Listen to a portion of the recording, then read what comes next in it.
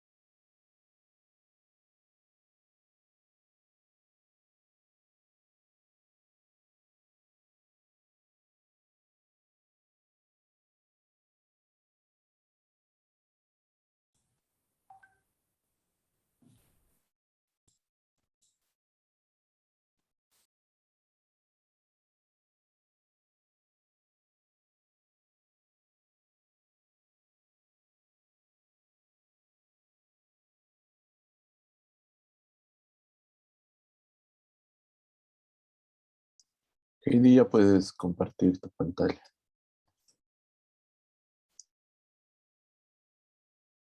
Está bien, doctor.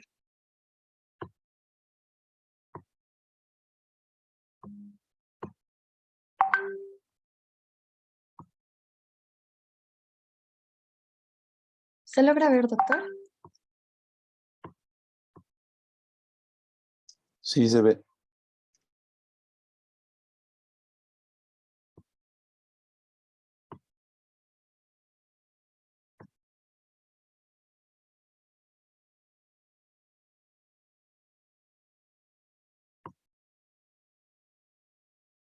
Usted me indica, doctor, para iniciar.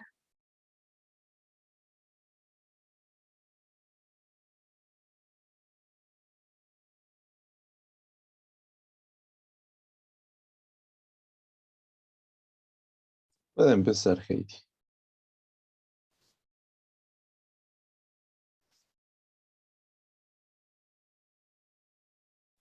Está bien, doctor. Bien, buenos días tengan todos. Vamos a hablar el día de hoy, la clase de hoy va a ser acerca de lo que son las vacunas antitetánicas o contra el tétanos y antirrábicas.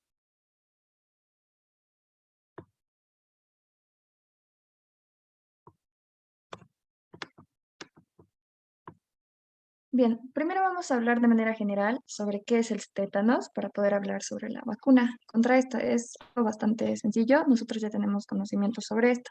Entonces, el tétanos, como sabemos, es una enfermedad infecciosa aguda que es ocasionada por las cepas toxigénicas, en este caso de King del Clostridium tetani, que es un bacilo y es básicamente a través de sus esporas. Breves características de este bacilo es que tiene una dimensión de 0,6 a 1,4 micrómetros. Es bastante resistente. Esa es una característica importante que tenemos que tomar en cuenta. Este tipo de bacilos puede vivir, por así decirlo, en diferentes lugares, ¿sí? Puede estar a niveles extremos en relación a temperatura, tierra, ¿sí? Puede estar en condiciones anaerobias y tiene un periodo de incubación de 7 días como promedio, ¿sí? Puede ir variando esto de hasta 21 días aproximadamente. Ahora, ¿cuáles son los ambientes favorables del bacilo? ¿Cuáles son sus puertas de acceso? Los ambientes favorables para el bacilo básicamente es un ambiente, como habíamos mencionado, anaerobio, ambientes contaminados, tierras, ese es tanto de animales, pero también de humanos, porque se puede encontrar dentro del tracto digestivo, objetos contaminados, metales oxidados, ¿sí?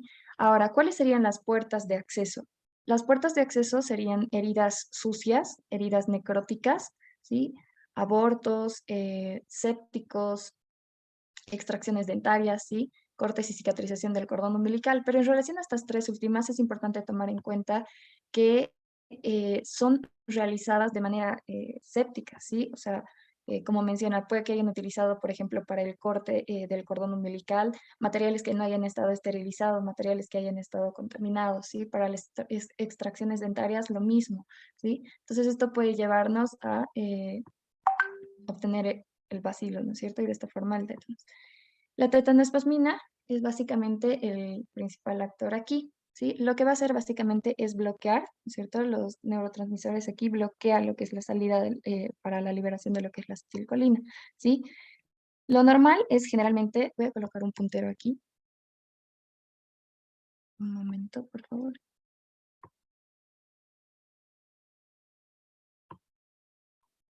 Ahora sí. Bien, lo normal aquí, como ven en la imagen y en las letras pequeñas, menciona que la letra, la glicina, ¿no es cierto? Perdón, actúa en las neuronas motoras, ¿sí? Para poder bloquear la excitación y parar lo que es la liberación, mediante esto, de la acetilcolina. Eso sería lo normal. De esta forma, el músculo, ¿no es cierto?, quedaría relajado, ya no estaría contraído. Pero ¿qué es lo que sucede con la tetanospasmina? Bloquea toda esta acción, va a bloquear a la glicina y por ende va a bloquear, ¿no es cierto?, la liberación tanto de la acetilcolina y la relajación a su vez de lo que serían las fibras musculares, ¿sí? Entonces estas fibras musculares van a permanecer contraídas, va a haber, esa es la característica o la acción de, en este caso, de la tetanospasmina.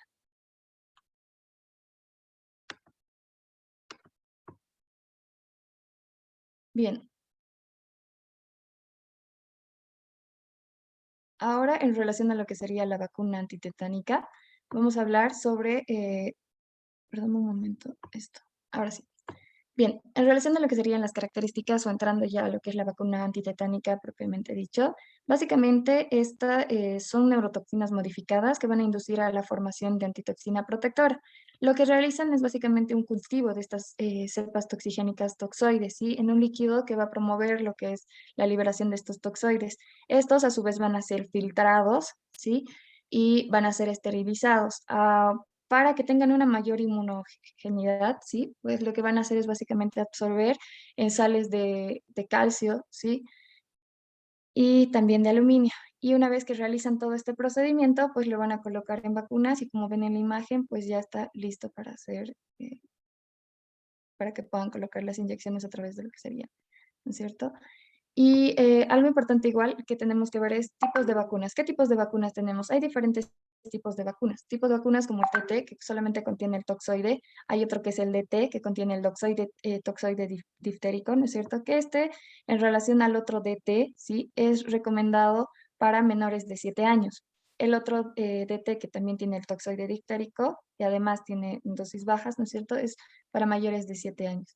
Hay otros tipos también de vacunas que están combinadas, no solamente tiene el antitetánico para la difteria, sino también para la tosferina, ¿sí? Ahora, esta imagen es importante que la tomemos en cuenta porque muchas veces podemos pensar que en casos de mujeres embarazadas, ¿no es cierto?, no se les debe administrar la vacuna. Es importante que nosotros tomemos en cuenta que es todo lo contrario, ¿sí? Está recomendado y no hay ninguna contraindicación que a mujeres embarazadas se les pueda otorgar esta vacuna. Se les da generalmente entre el segundo trimestre, ¿sí? Incluso si la paciente viene 2 semanas antes, ¿sí? O en algunos casos mencionaban 4 semanas antes, se les puede administrar esta vacuna. Lógicamente no va a ser lo mismo que a una paciente que le han administrado con un tiempo mayor, ¿no es cierto? Pero de todas maneras estaríamos previniendo lo que es el tétanos neonatal, porque a través de la placenta, pues va a llegar a lo que es el feto. Ahora, algunos cuidados que tenemos que tener con relación a la vacuna antitetánica, ¿sí? La vacuna antitetánica no se debe exponer al sol a temperaturas mayores de 56 grados, ¿sí? Dentro de algunas literaturas menciona que puede resistir hasta durante meses, ¿no es cierto?, a una temperatura de 20 grados.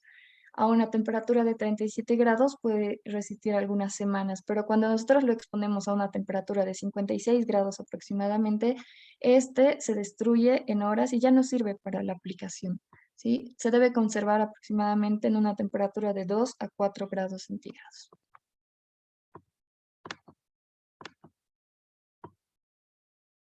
Aquí tenemos parte de lo que sería el esquema de vacunas antitetánicas. El PAI, lo que conocemos, está incluido en las vacunas antitetánicas dentro del PAI. ¿Dónde los vamos a tener? Dentro de lo que sería primero la vacuna pentavalente, ¿sí? Aquí está el tétanos, junto con otros como la difteria, coqueluche, hepatitis D, neumonías, ¿no es cierto? Y la vía básicamente va a ser intramuscular, ¿sí? Va a tener 3 dosis, ¿sí? En total 5 dosis. Tres que va a ser a los 2, 4 y 6 meses, y la cuarta y la quinta dosis básicamente son de refuerzos, ¿sí? A los 18 y 23 meses y a los 4 años. Ahí ya está teniendo lo que es esta vacuna contra el tétano, ¿sí? La dosis de aplicación básicamente es 0,5 ml.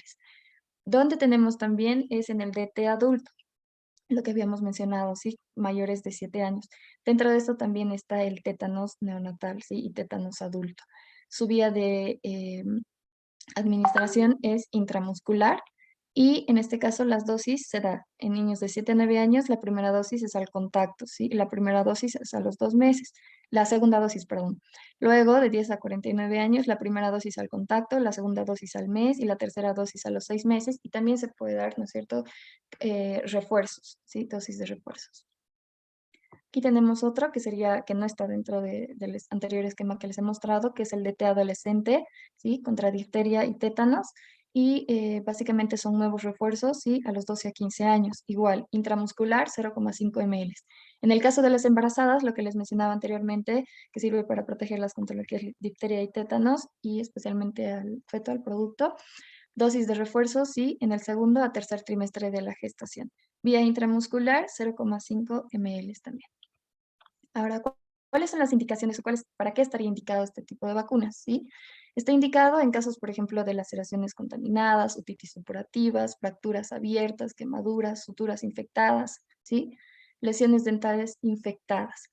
Aquí tenemos algunas fotografías, por ejemplo, de algunas otras indicaciones. Por ejemplo, estos son heridas, por ejemplo, con armas, ¿no es cierto?, con proyectil, que también está indicado a las vacunas antitetánicas. Esta es otra imagen, ¿no es cierto?, donde vemos cómo atravesó el clavo, ¿sí? Y es un clavo encerrado, lo que mencionábamos, ¿sí? Esos son los lugares donde generalmente están, ¿sí? Lugares contaminados, encerrados, sucios. Y en la otra parte tenemos una imagen de una herida, ¿sí? De una sutura contaminada, perdón, infectada, ¿sí? Generalmente en estos casos están indicadas también las vacunas antitetánicas. ¿Cuáles serían las reacciones adversas de las vacunas? Hay reacciones tanto locales como sistémicas. Las locales generalmente es que en la vacuna exista dolor, eritema, con mayor frecuencia. Esto hasta un 85% generalmente llegan a tener. Nódulos, la frecuencia es mucho menor y los abscesos estériles que pueden existir es muy, muy poco frecuente. Ahora, en relación a las reacciones adversas sistémicas, podemos tener tres tipos de reacciones sistémicas: fiebres, ¿no es cierto?, dolores y malestar general en este caso. O sea, todo esto se presenta a nivel sistémico. Ahora, también mencionaba algunos casos muy raros sobre lo que sería la neuritis del plexo braquial, ¿sí? Se presenta en casos muy, muy raros. También hay algunas reacciones adversas que circulan, ¿no es cierto?, por el medio y que muchas veces puede estar como parte de desinformación. Muchas veces mencionan que la vacuna contra el tétanos puede llegar a tener un efecto anticonceptivo, abortivo, ¿no es cierto? Y lo puse en interrogante porque en realidad es mentira todo esto, ¿sí? Dentro de las páginas oficiales menciona que no tiene ningún efecto anticonceptivo, que no tiene ningún efecto abortivo. Entonces no hay ningún riesgo para que una persona embarazada, una mujer embarazada, ¿no es cierto?, utilice esto y tampoco lo pueden utilizar como anticonceptivo. Ahora, ¿qué más sobre la vacuna antitetánica? En cuanto a su duración, a la duración de la protección, va a variar en cuanto a tres variables, ¿sí? En la función: edad de los vacunados, número de dosis y los intervalos entre las dosis. ¿Por qué en relación a la edad? Generalmente, como ven en la imagen, aquí hay, ¿no es cierto?, un lactante que ya está siendo vacunado. Hemos mencionado, ¿no es cierto?, que a partir de los 2 meses ya reciben su vacuna contra el tétanos en la pentavalente. Mencionan que una vez que reciben su vacuna, tienen una protección aproximadamente hasta 5 años, ¿sí? Luego llegan a recibir sus refuerzos y llegan a tener hasta la infancia, ¿sí? Con el segundo refuerzo, pues van a llegar a tener durante muchos años más la protección. Esto cuando reciben de lactantes.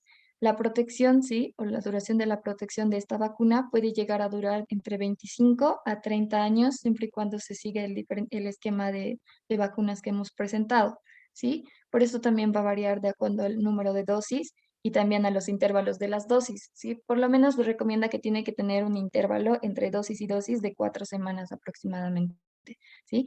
Y tiene que ir variando, o sea, con relación al tiempo. Eso no significa que yo me voy a colocar una vacuna ahora en marzo, ¿no es cierto? Y después la otra vacuna me la voy a colocar al año. Eso no va a representar ninguna mejoría, ¿sí? Entonces, Eso en cuanto a las vacunas antitetánicas y también mencionar que hay lo que es la inmunoglobulina, ¿no es cierto? Que es esto sería básicamente como una inmunización activa la vacuna. Como inmunización pasiva se utiliza lo que es la globulina tétano inmune humana.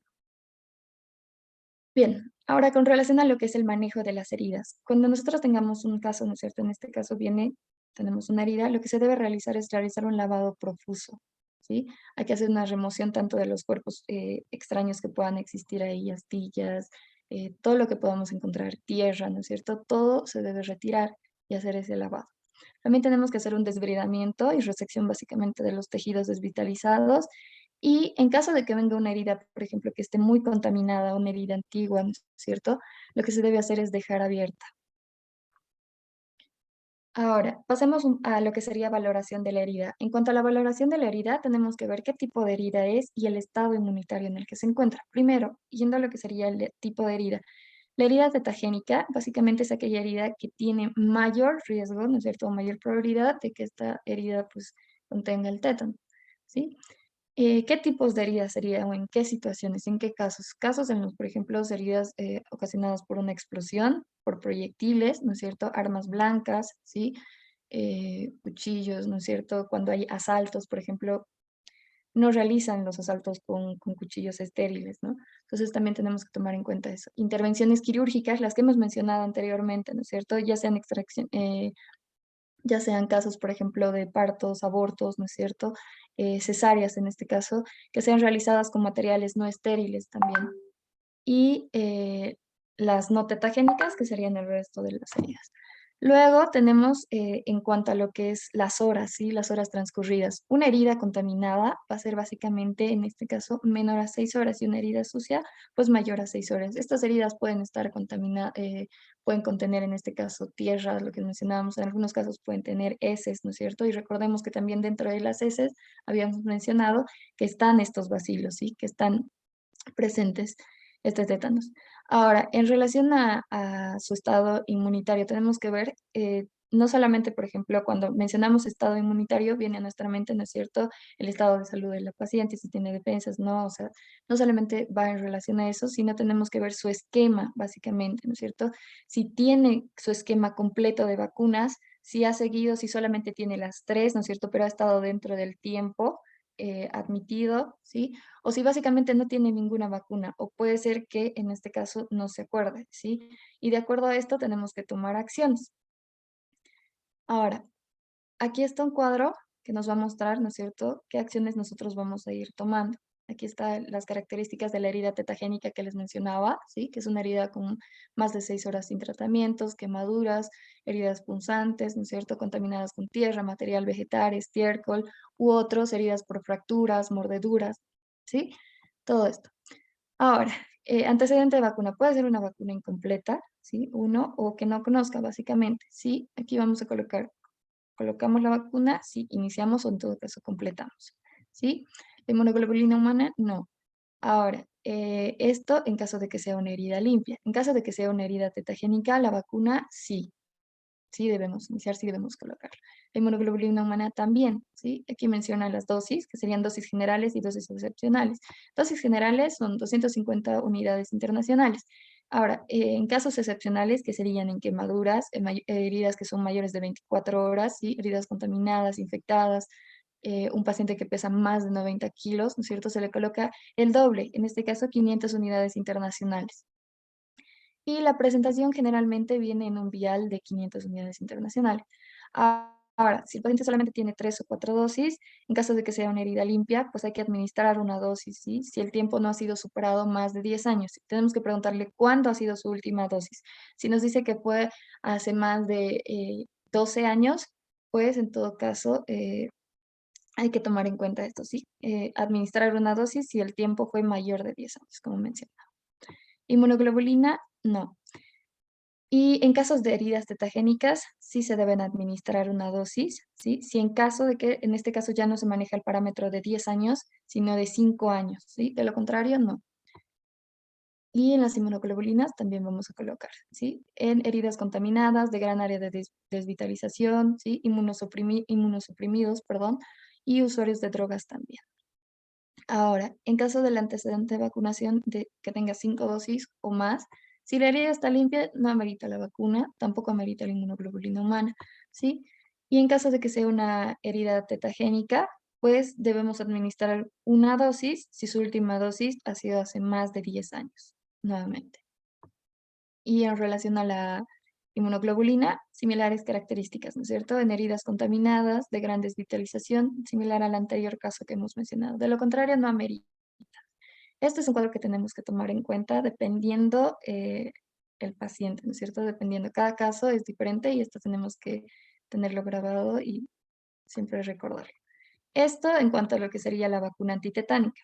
Ahora vamos a pasar a lo que es la vacuna antirrábica. Y nuevamente, vamos a ver en una diapositiva, ¿no es cierto? Algo básico sobre lo que es la rabia. La rabia básicamente es una encefalomielitis viral aguda mortal, ¿sí? Está producida por quién? Por el rhabdovirus, ¿no es cierto? Que pertenece a la familia del Rhabdoviridae y al género Lyssavirus, ¿sí? Tiene 7 genotipos.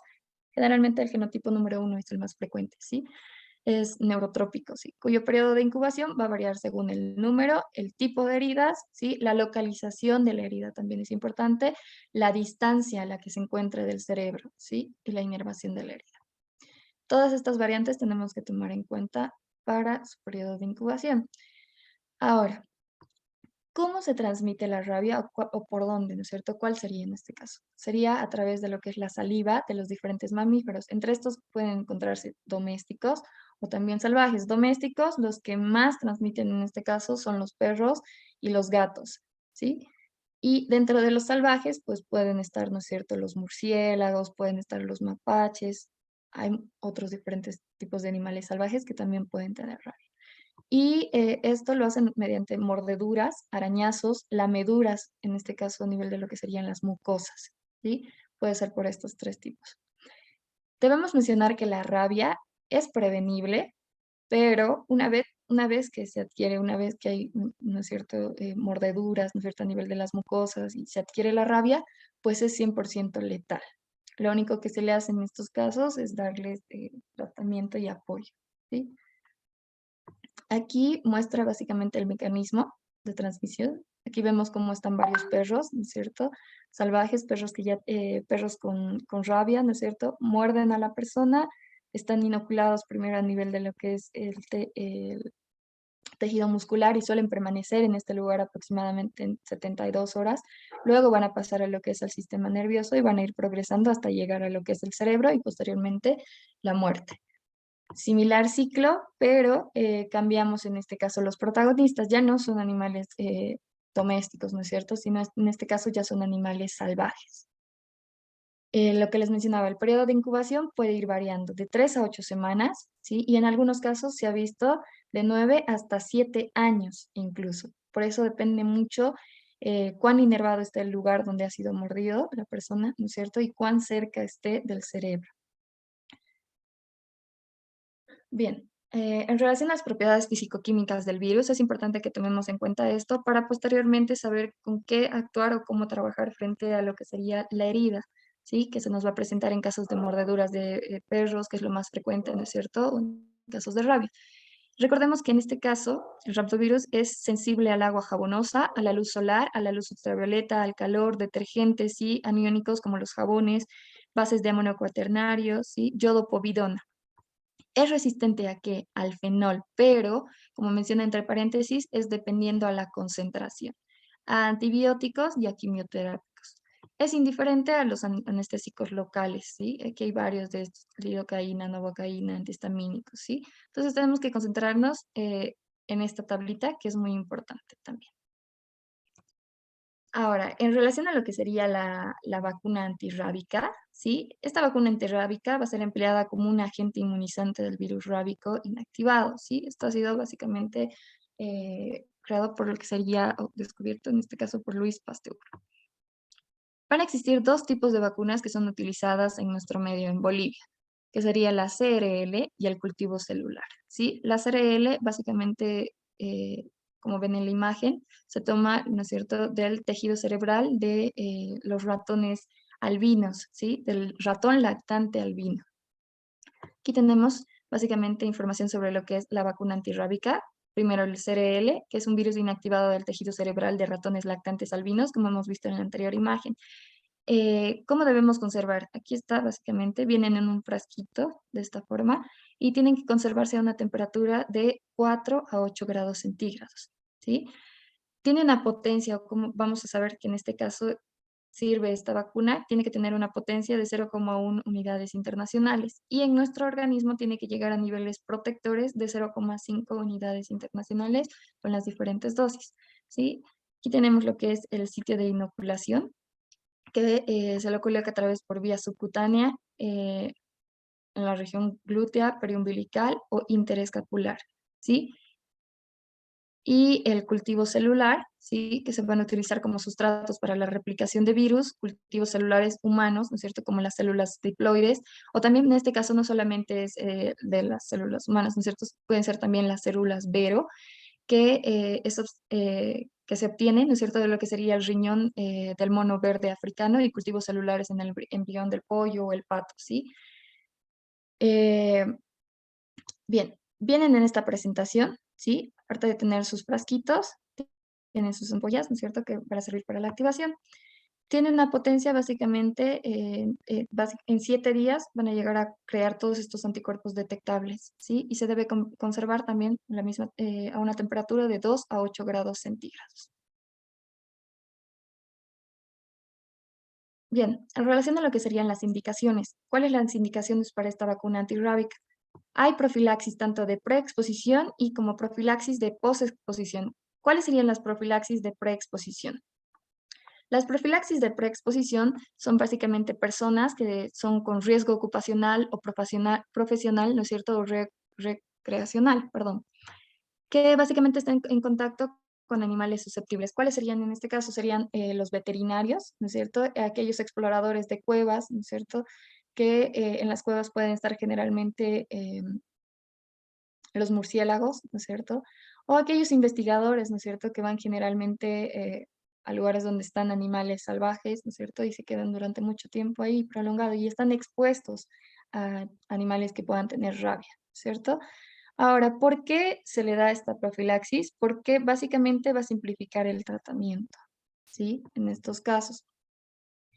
Eh, Ahora, en relación a lo que sería la profilaxis post-exposición, en relación a las profilaxis post-exposición se los da en aquellos casos en los que hayan sido mordidos por un perro que esté confirmado, esté positivo, que tenga rabia, ¿sí? Como ven en la imagen superior. Aquellos casos en los que hayan sido mordidos, por ejemplo, o atacados por animales ya sean silvestres, ¿no es cierto? Eh, que también tengan rabia, ¿sí? O que pues básicamente el animal agresor desaparece, muere, no hay certeza de su identificación del mismo. Entonces no hay cómo hacerle el seguimiento de este tipo de animales, ¿sí?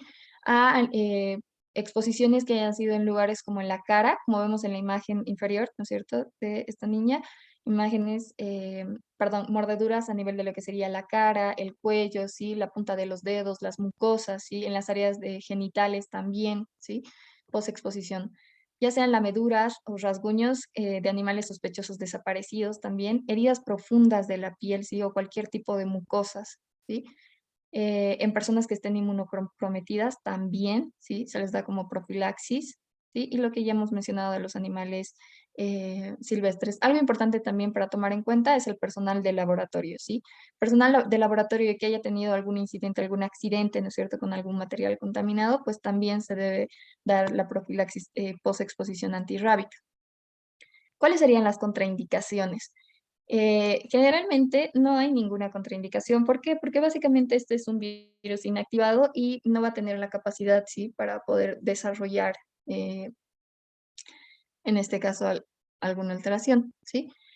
Ahora, esto en relación a lo que es el cultivo celular. Lo que sí hay que tener cuidado es precaución con aquellas personas que han tenido antecedentes de hipersensibilidad, de neomicina, polimixina B y streptomicina, que puede llegar a contener lo que es la vacuna, ¿sí? Entonces, en ese caso sí hay que tener precauciones y hay que preguntarle al paciente, ¿no?, si es alérgico a alguno de estos componentes.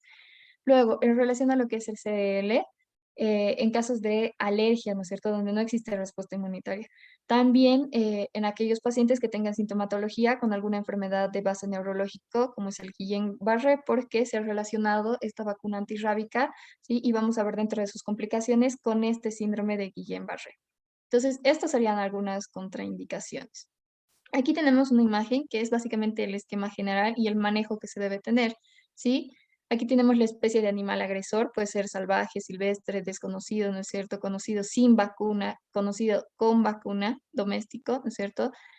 Sacrificado sin diagnóstico, resultado positivo en laboratorio y si el sitio ha sido, por ejemplo, cabeza, cuello y mano, hay que ver también la gravedad, ¿no es cierto?, de la herida, si es profunda, si es lacerante, múltiple o en cualquier parte del cuerpo.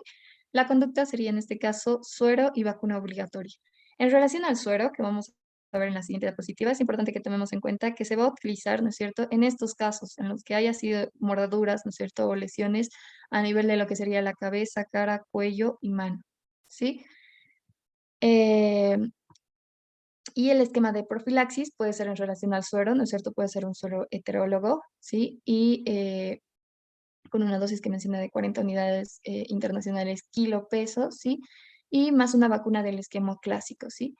Que en este caso sería 14 dosis de 1 ml diarias continuas por vía subcutánea, lo que habíamos mencionado, región deltoidea e interescapular, ¿sí? Y 2 refuerzos. En este caso, el refuerzo en el 10.º día y a los 20 días también, luego de las últimas dosis de la vacuna serial. En total, en este caso tenemos 16 dosis, ¿sí? Ahora, si es un animal doméstico desconocido, como un perro o un gato, ¿sí? Y el sitio de mordedura ha sido en cualquier lugar del cuerpo, menos la cabeza, el cuello y la mano, y son lesiones superficiales, solamente le otorgamos la vacuna y puede tener un esquema reducido que son de 7 dosis, ¿sí? De 7 dosis de 1 ml diarios continuos, vía subcutánea igual, región deltoidea o interescapular, y en este caso va a tener 3 refuerzos, 10.º, 20.º y 30.º día, perdón, luego de la última dosis, ¿no es cierto?, de vacuna. Y luego, si es un animal conocido con o sin vacuna, pero nuevamente, en cualquier lugar del cuerpo, ¿no es cierto?, que no sea la cabeza, que no sea el cuello y la mano, y es nuevamente igual una lesión superficial, no se vacuna y hay que tener en observación al animal, ¿sí? Durante 14 días, ¿sí? Porque generalmente hasta el 10.º día ya se nota las reacciones que pueda tener, ¿sí? Porque su periodo de incubación puede ir variando, como habíamos mencionado. Y en este caso, observación del animal según las normas establecidas.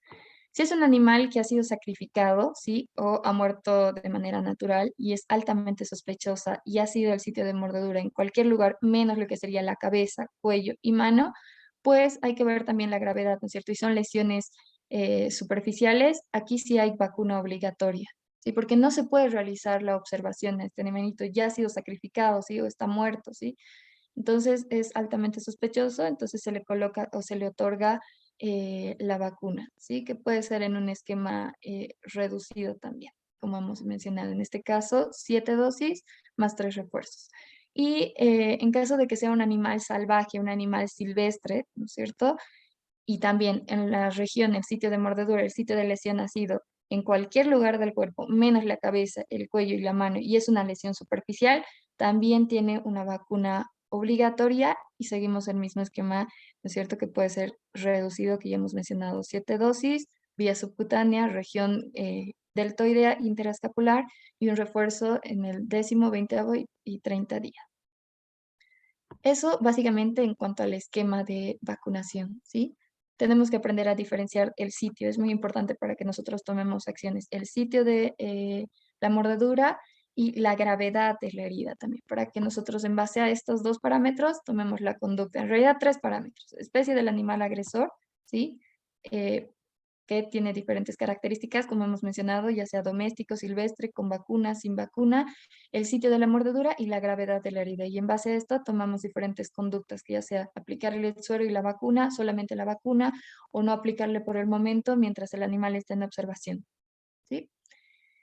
Aquí están lo que serían las características de exposición, lo que les mencionaba, ¿no es cierto? Pueden ser leves o pueden ser graves. Características leves o exposiciones leves serían como ven en la imagen, ¿no es cierto? Son heridas simplemente superficiales, ¿sí? Y han sido heridas a nivel de la piel, no son heridas a nivel de la mucosa, ¿sí? Pueden ser haber hecho por perros, por gatos, ¿no es cierto? Las exposiciones graves ya son realizadas, por ejemplo, como ven en la imagen, por animales salvajes. Es un mapache que tiene rabia o en todo caso, sí, por animal desconocido. Aquí vemos como el perro, ¿no es cierto?, llegó a morderla en su cara, ¿sí? Entonces, o en las áreas que habíamos mencionado, ¿no es cierto? Ahora, lo importante igual es que son exposiciones graves, todas aquellas lameduras, arañazos, ¿no es cierto?, que haya sucedido, o lesiones a nivel de lo que serían las mucosas y los genitales. ¿Qué hacemos con aquellos casos de reexposición? ¿Sí? Cuando hay una reexposición, nuevamente viene, ¿no es cierto?, por un caso de mordedura de perro, hay un manejo diferente, ¿sí? Tenemos que tomar estos parámetros dependiendo de si es el CRL o el cultivo celular, pero en general se maneja en base a los 90 días, ¿sí? Si la persona viene, ¿sí? Y menciona que nuevamente ha sido agredida por un animal, ¿no es cierto?, con rabia, o presuntamente con rabia, dependiendo del caso, ¿sí?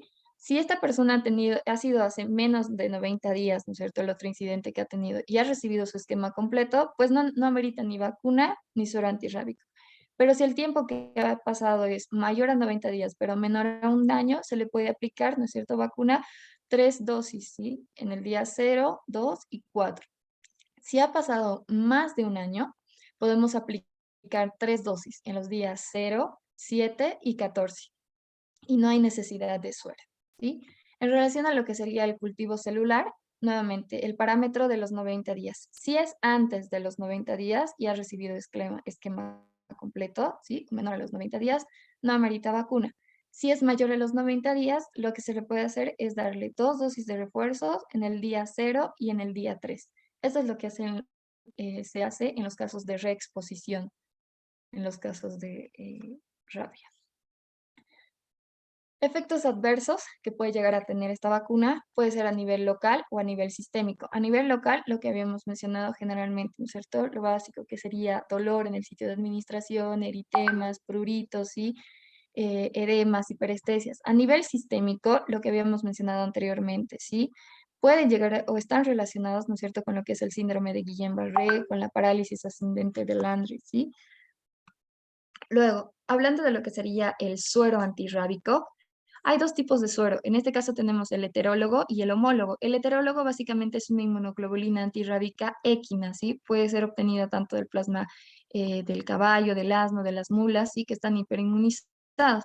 Y el homólogo, ¿sí? Son vacunas antirrábicas humanas, ¿sí? De sueros humanos hiperinmunizados. Sus dosis varían. El heterólogo tiene una dosis de 40 unidades internacionales, kilogramo peso, y el homólogo la mitad, que sería 20 unidades internacionales, kilogramo peso.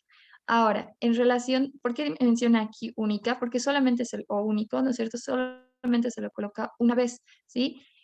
Habíamos visto en la anterior diapositiva casos de, o sea, que nuevamente se vuelven a presentar reexposición, ¿no es cierto? En esos casos, como ven, generalmente no recomiendan los sueros, pero en caso de que necesite, ¿no es cierto?, debe ser administrado este suero en un hospital de tercer nivel y que esté bajo observación, pero no es recomendado porque pueden tener reacciones como shocks, ¿sí? Anafilácticos, ¿sí?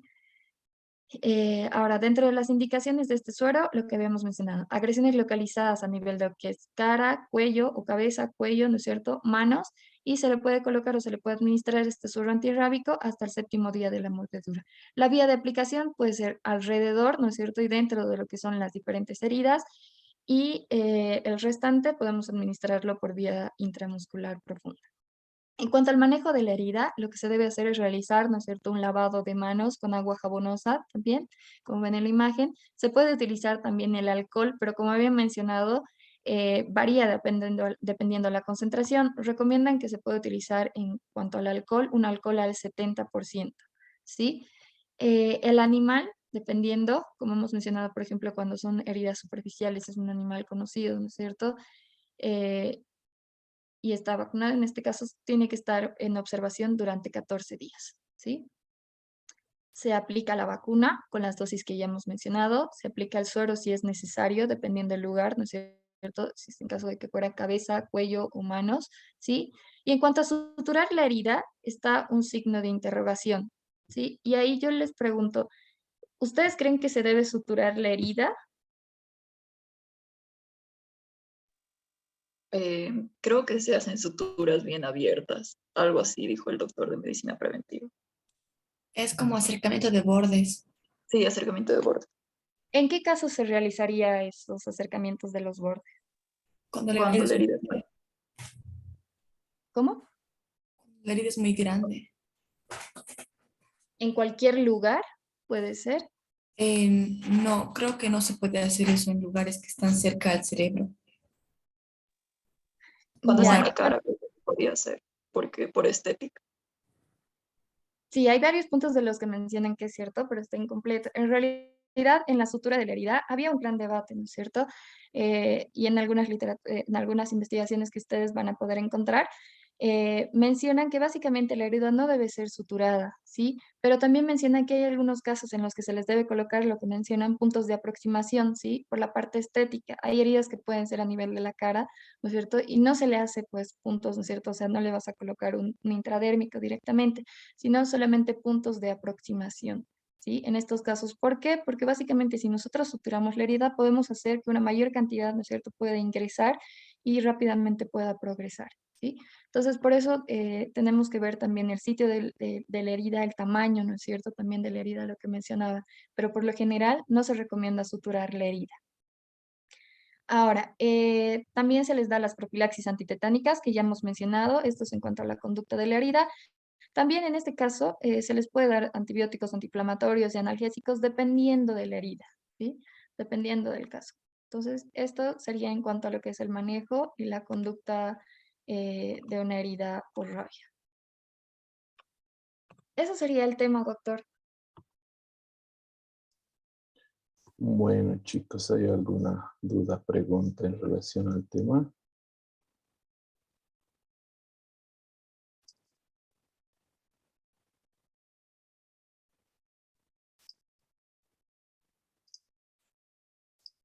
Bueno, hay que ir revisando los cuadros que ha compartido, los que hay en el folder académico para el manejo de las heridas. ¿No? Estamos aprendiendo síntesis y en síntesis hay algunos aspectos que hay que ir revisando. Otra cosa que nos interesa bastante es en la síntesis es ¿qué se hace para suturar? Obviamente debemos administrar anestesia. ¿Qué anestésicos utilizamos, Cristina, para suturar?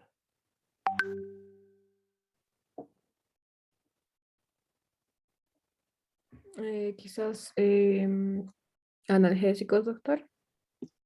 ¿Qué anestésicos utilizamos específicamente?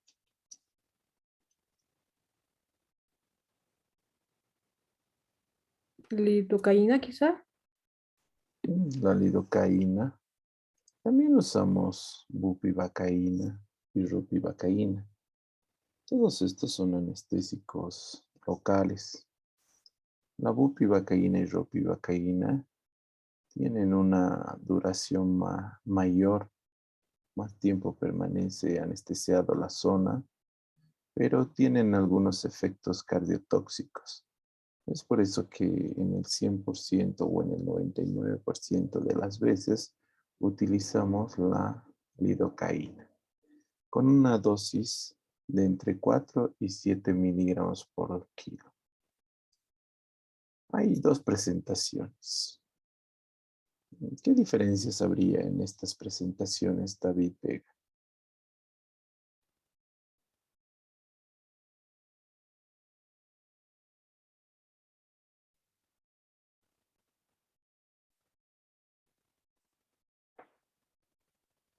David,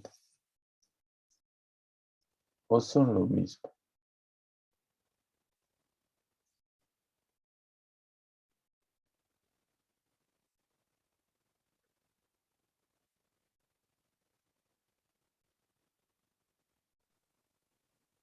No, no sé, doctor. Joshua, ayúdale, por favor.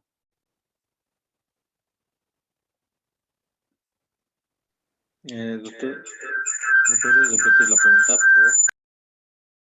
¿La qué? ¿Me puedes repetir la pregunta, por favor? Estos dos frascos son lo mismo. No. ¿Y cuál sería la diferencia?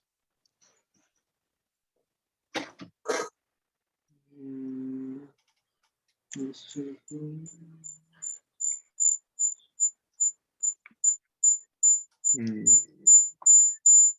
Sí.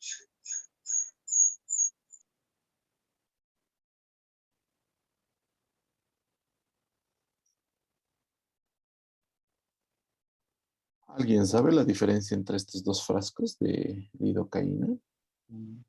Creo que la vía de administración.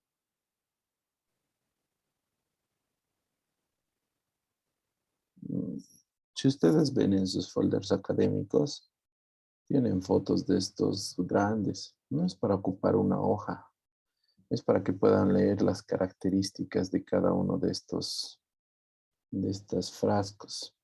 Estos frascos son fotos verdaderas de las que van a encontrar en su actividad en hospital. Este verde es pura lidocaína, solo lidocaína.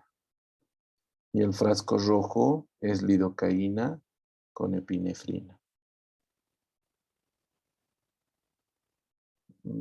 Pero dicho así, ¿qué significa entonces Mariana? Smirna.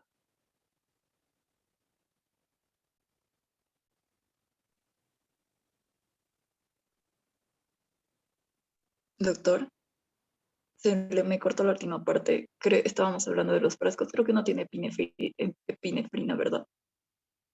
Sí, eso habíamos dicho. Pero, ¿cuál es la diferencia? Si uno tiene y el otro no tiene.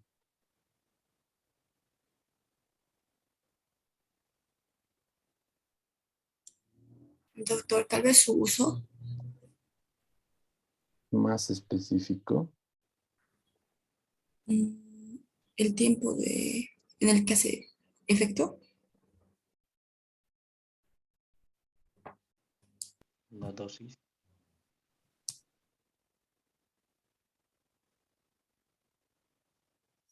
En relación a la parte de síntesis, saben que damos prioridad a la parte práctica, donde hacemos puntos. Les enseño cómo realizar de la mejor manera los puntos, ¿no?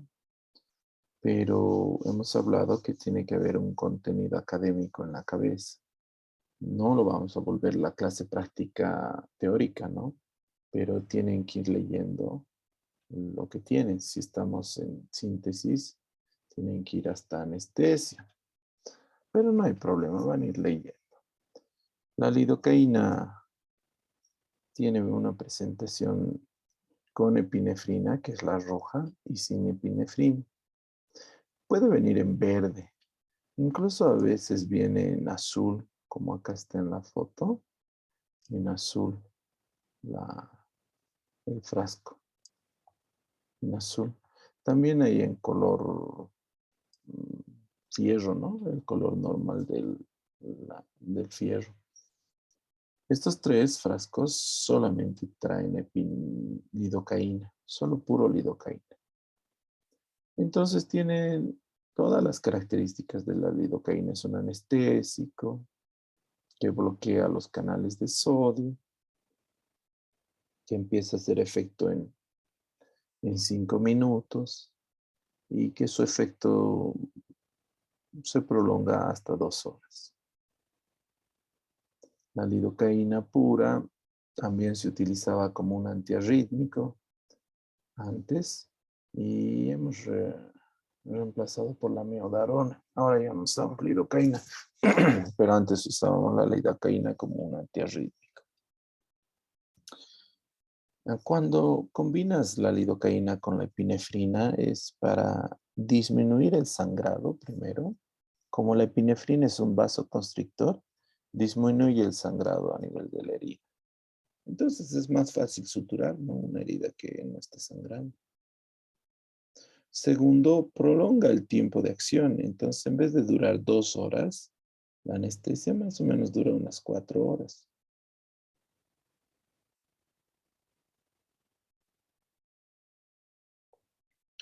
Pero el efecto inicia un poquito más tarde.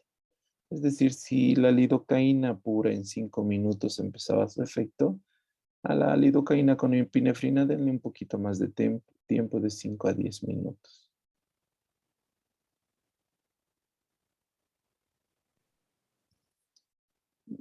Pero la verdad es que mi consejo es que siempre que vean rojo, no lo utilicen. Ustedes todavía no tienen la capacidad eh, cognitiva, educativa, para saber los usos de la lidocaína con epinefrina. Porque hay pacientes que no pueden recibir, hay algunos efectos secundarios y efectos normales. Entonces, mientras pasen de cinta blanca a cinta amarilla en medicina, utilicen solo la verde, ¿ya? Para hacer sus suturas. Vamos a hablar de algunas recomendaciones de la roja, sin embargo. Otra cosa importante saber de las lidocaínas es la dosis máxima. ¿Cuánto es la dosis máxima? Es decir, ¿cuánto puedes administrar máximo de lidocaína al paciente?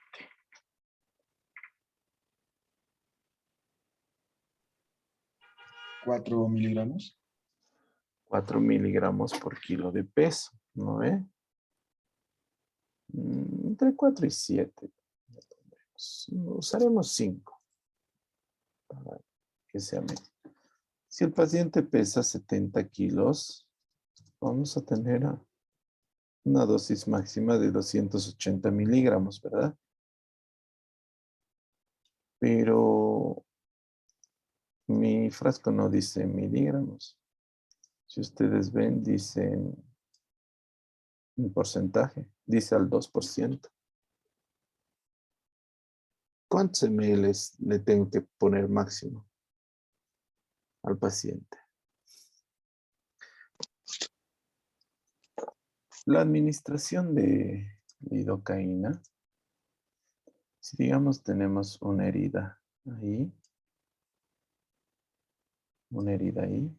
por cada centímetro de la herida, normalmente ponemos entre 0,5 y 1 cc.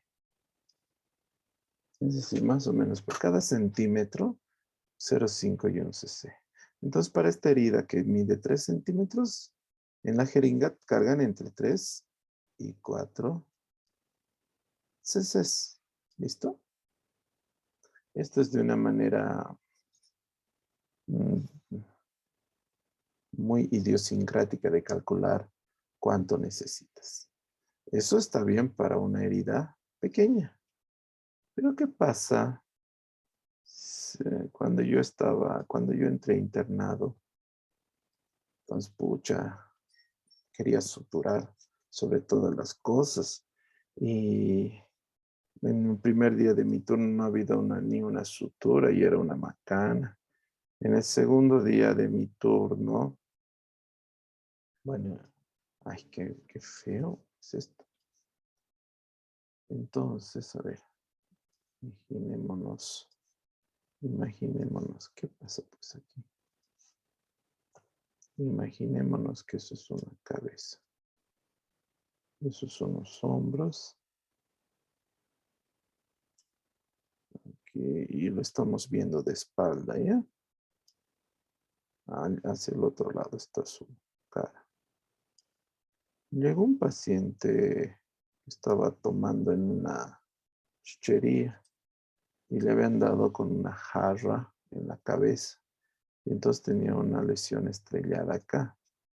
Pero la jarra se había roto y el mango del agresor era como un cuchillo. Y entonces al bajar, todo esto más le cortó. ahí, como si hubiera sido con cuchillo. Bastante superficial. Se rompió y como si fuera un puñal se formó lo que se rompió y le cortó todo eso. Aproximadamente tenía entre 18 a 20 centímetros la herida. No era muy profunda, así que me la dejaron para suturar. Pucha, me tomó como 2 horas creo terminar de suturar nunca. Después de eso nunca más pedí suturas. Es como me dieron para que escarmiente. Era un montón, era harto, era largo. Parecía que nunca iba a terminar. Y según nuestro pequeño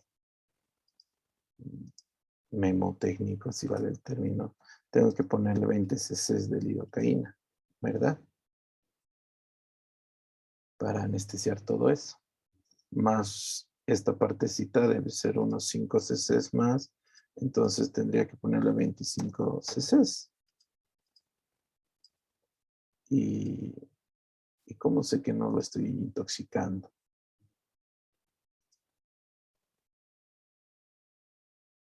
La dosis máxima es 5, es decir, 280, no puedo pasar, pero mi lidocaína está al 2%. ¿Cómo hago? ¿Alguien tiene alguna idea?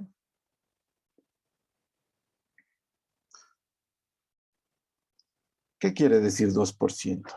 ¿Qué quiere decir por cada 100 ml? Existen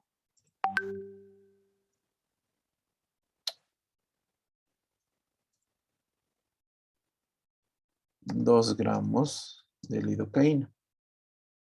Pero como no manejamos 2 gramos, lo volvemos a miligramos y le aumentamos aquí a 2000 miligramos. ¿No ven?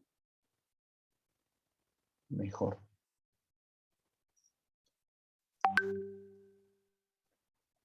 ¿O no están de acuerdo? ¿Hasta ahí todos se entendieron?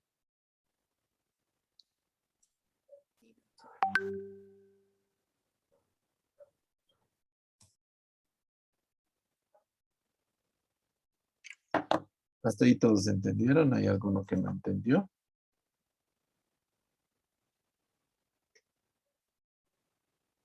Se entendió, doctor. Bueno, entonces, ¿cómo lo convierto? Desconocido.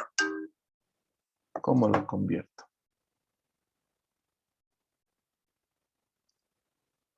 ¿Mm? A mls. Pesa 70 kilos y quiero saber cuánto es la dosis máxima. Entonces le pongo aquí X, porque no sé cuántos ml es la dosis máxima. Y entonces aquí voy a poner 280 miligramos, ¿no ve? 280 miligramos. Lo convierto 280 por 100 ml, lo multiplico y lo divido entre 2000. ¿Y cuánto sale? Sale 14 ml. Es decir, la dosis máxima de lidocaína que yo puedo ponerle a este paciente es 14 ml.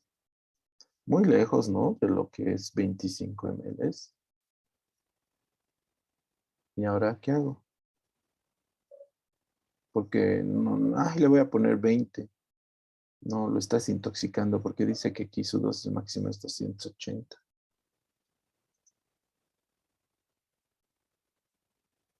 ¿Alguien tiene alguna idea?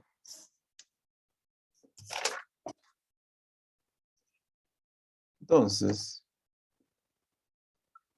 es 14 ml al 2%, ¿verdad? ¿Qué pasa si le aumento? Más 14 ml de agua. Lo convierto en 28 ml al 1%. ¿Entendido? Ahora puedo administrarle anestesia a mi paciente sin intoxicarlo. Sí, ¿no ve?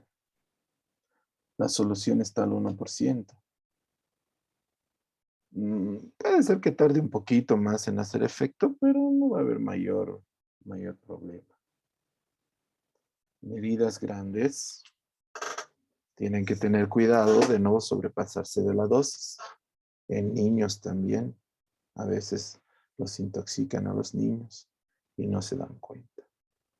Para eso sirve las dosis máximas y para eso sirve el porcentaje. ¿Se ha entendido? ¿Alguno de ustedes no ha entendido cómo se hace?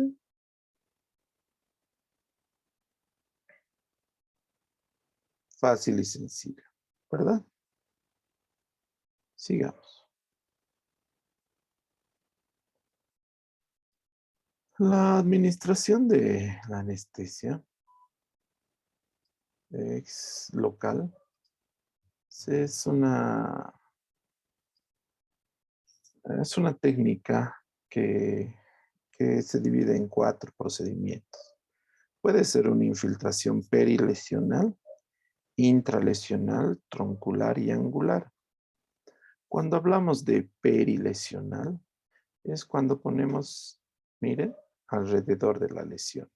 Aquí está la solución de continuidad y lo ponemos por fuera, perilesional. Cuando hablamos de perilesional, es ahí, por fuera. Intralesional, lo ponemos por dentro de la, si ustedes ven, por dentro de la piel, en la herida. Entonces vas poniendo por dentro de la piel y haces unos pequeños sabones adentro. Intralesional. Intralesional. Entonces ahí si vos ves, ahí está, intralesional. ¿No? Intralesional. También podemos hacer angular. Es decir, no hay herida. Aquí no hay herida, queremos sacar ese nevo. Entonces entras en un ángulo y haces una figura geométrica. Puede ser un rombo. ¿Sí? Ahí. Si es un pedículo, puedes hacer un abón debajo de la zona donde vas a hacer.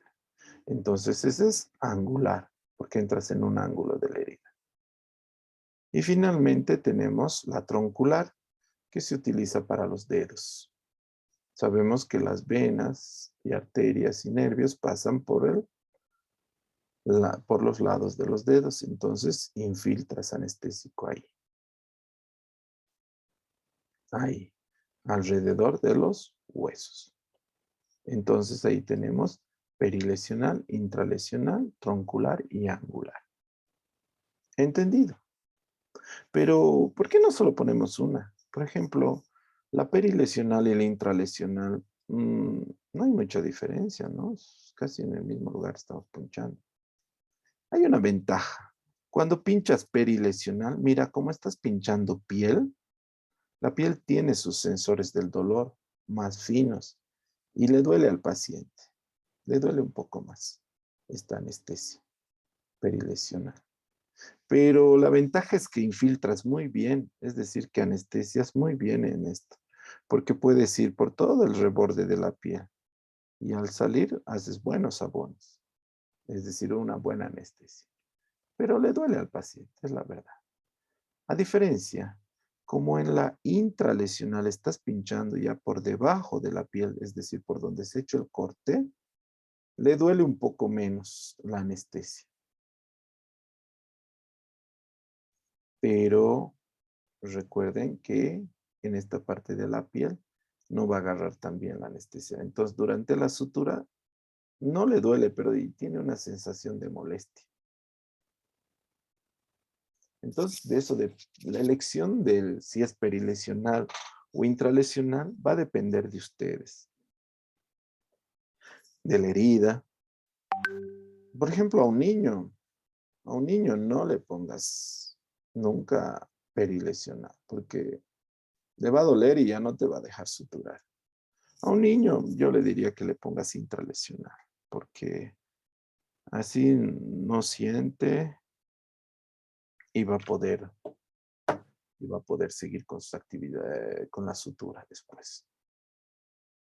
Doctor, una pregunta. Dime.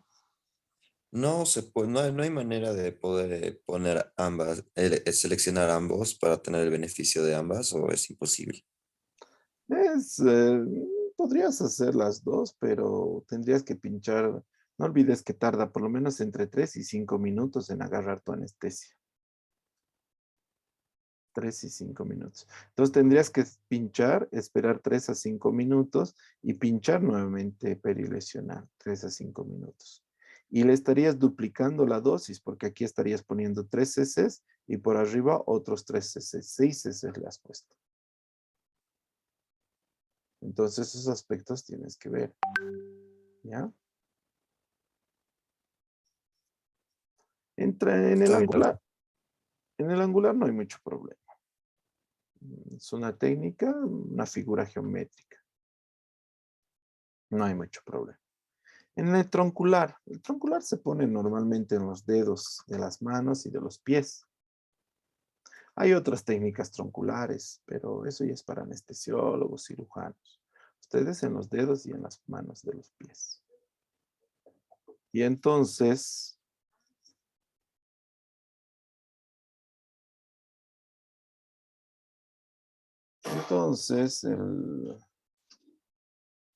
lo que hay que tener mucho cuidado es en la administración de la anestesia troncular, es que nunca va con epinefrina, por si acaso. Nunca.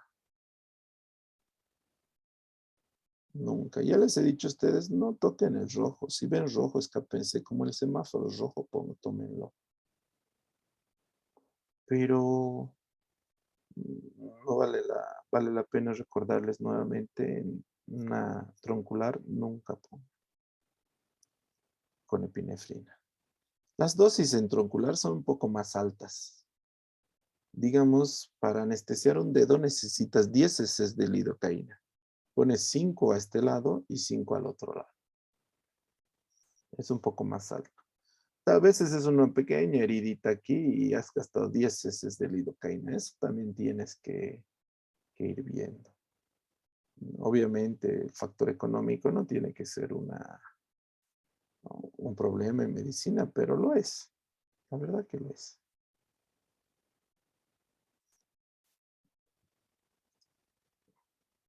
Para administrar la anestesia, para suturar jóvenes, se hace alrededor de un campo. Se pone un campo quirúrgico, un campo fenestrado totalmente estéril. Totalmente estéril, ¿ya? ¿Ven? Miren esta herida, ahí en el dorso del dedo. Le pongo troncular para una herida que necesitaría 1 cc de lidocaína para anestesiar perilesional o intralesional, o le pongo 10 cc en troncular. Entonces, esas cosas hay que valorar. A veces es mejor ponerle 1 cc aquí que ponerle 10 cc. Aparte que la troncular duele mucho más que una anestesia perilesional o intralesional. Pero sin embargo, es muy buena la anestesia troncular cuando tienes que hacer un trabajo más profundo. Utilices anestesia lidocaína con o sin epinefrina, va a haber algunos signos en algunos pacientes de intoxicación. Es decir, ahí tienes que detener la administración de la lidocaína. Cuando administras la anestesia, tienes que ver la cara al paciente, no solo el lugar con donde estás funcionando, también mira la cara del paciente. Tienes que ver que si no tienes sensación de calor, hormigueos en labios y en lengua, temblores o agitación psicomotriz, detienes la administración de anestesia. Lo detienes. Y esperas. Y ves cómo reacciona. Llamas a tu jefe, al residente y lo observas. Es más fácil que se recupere de administración de 1 cc de lidocaína de que le hayas terminado de poner los 20 cc de lidocaína, ¿no? Entonces siempre administras mirando la cara al paciente. Tienes que ver sus reacciones, sus ojos, su mirada, coloración, respiración. Cuando usas vasoconstrictores, es decir, el frasco rojo, lidocaína con epinefrina, el paciente siempre va a tener aumento de la presión, taquicardia, palidez, sudoración, angustia y malestar. Es decir, no es que esté intoxicado ni nada, es por el anestésico con epinefrina. Eso también tienen que saber. Pero está contraindicado, chicos, el uso de epinefrina con lidocaína en pacientes con hipertensión grave, pacientes con hipertiroidismo, pacientes con cardiopatías graves, aterosclerosis avanzada, alteraciones de la circulación encefálica y feocromocitoma. En todos esos está contraindicado. Como ustedes todavía no saben diagnosticar feocromocitoma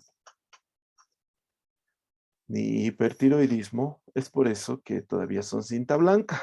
Cuando pasen a cinta amarilla, ya podrán utilizar el frasco rojo. ¿Entendido? Una pequeña visión de lo que es anestesia local, bastante importante, por cierto, para que ustedes conozcan. No sé si tienen alguna duda o pregunta, jóvenes.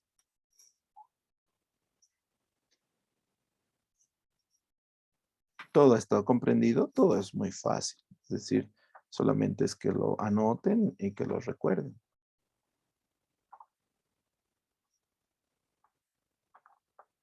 Y no me preguntaron qué hice con ese paciente porque era interno en esa época. Yo le puse los 28 cc de lidocaína. No le pasó nada, pero por suerte no le pasó nada. Es que no tenía un docente como yo que me enseñe. Hubiera querido tener a alguien como yo para que me enseñe. Pero les transmito las experiencias que hemos tenido. Es decir, pues, la mayoría de las veces no pasa nada. Pero tenemos que ser cada vez más responsables y más académicos. Entonces, normalmente para un paciente de 70 kilos, 14 ml al 2% es la dosis máxima. Si quieres usar más, diluílo y lo vuelves al 1%.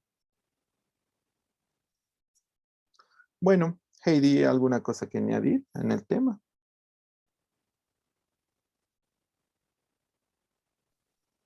No, doctor, simplemente que tomemos en cuenta las recomendaciones que menciona, ¿no? Con relación a los anteriores temas, igual aprender a manejar los diferentes esquemas, porque son temas que se llevan, ¿no es cierto?